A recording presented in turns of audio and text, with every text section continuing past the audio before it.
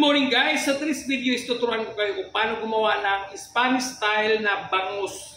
So ito yung mga kailangan natin. So may naprito na ako dito mga bangus. So ayan, prito lang yan. Then meron tayo itong laurel, daon ng laurel, carrots. So magagamit tayo ng bitsin, asin, pamintang buo.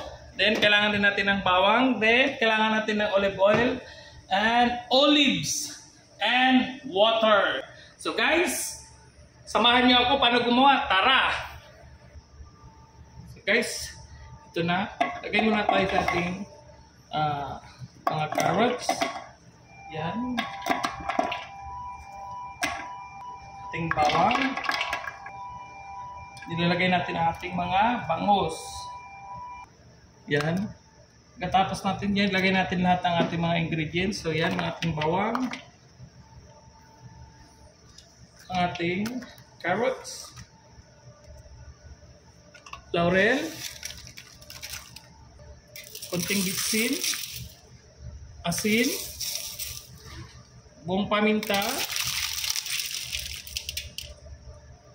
olives,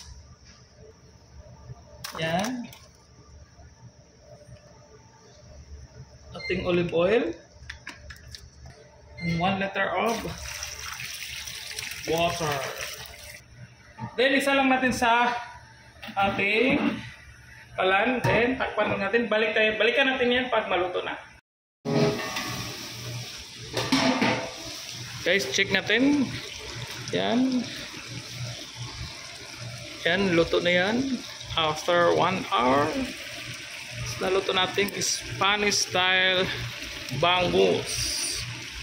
Yan, so kailangan natin tikman yan kung gaano siya kasarap. So guys, ito na ating Spanish style bangus. Naluto na siya. Ayan na, naka-plating na. Ayan na ang sa kaldero.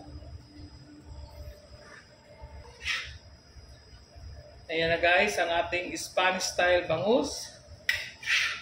And napakasarap nito.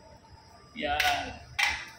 So guys, I hope na you like this video and please subscribe to my YouTube channel kasi nandiyo yung channel and hit the notification bell para update kayo lagi sa aking mga videos. So guys, thank you! So guys, tikman natin ang ating Spanish style bangus. Yan. Kuha ako ng bahaw. Yan o. Oh. Yan. Tagalin natin ang laurel na yan. Daming laurel. Ano? Ay, may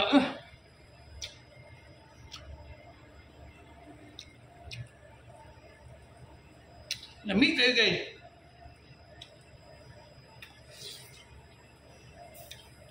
Guys, I hope you like this video. Thank you.